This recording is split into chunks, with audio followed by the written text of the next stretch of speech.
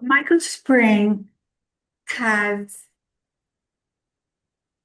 always been a supporter of my work and the art coverage in general. I mean, Michael Spring, I think, is brilliant.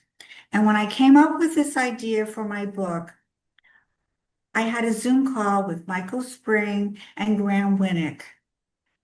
And I sent him my book proposal and I had an annotated table of contents at that time, I think.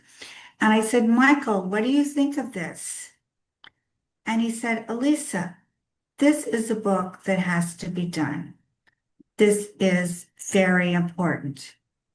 And and then he sent this letter, and the letter of an endorsement for my book project actually almost made me cry. I felt like, oh my God, now I can go to heaven.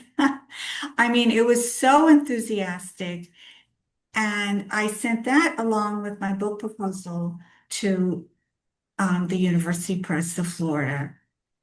And later, I showed Mitchell Kaplan my annotated table of contents of what I wanted to do with my book.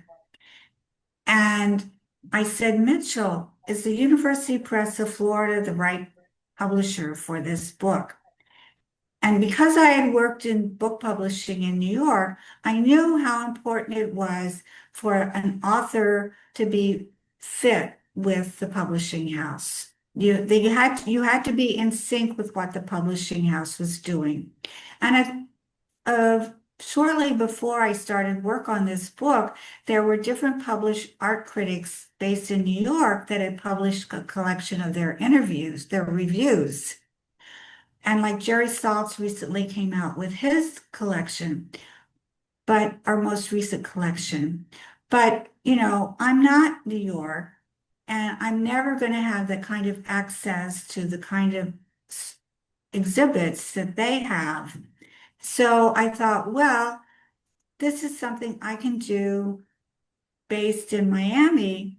And I have all this material. I have 21 years of what I wrote for the Miami Herald in my personal archives. And what am I going to do with this? And I finally came up with this idea.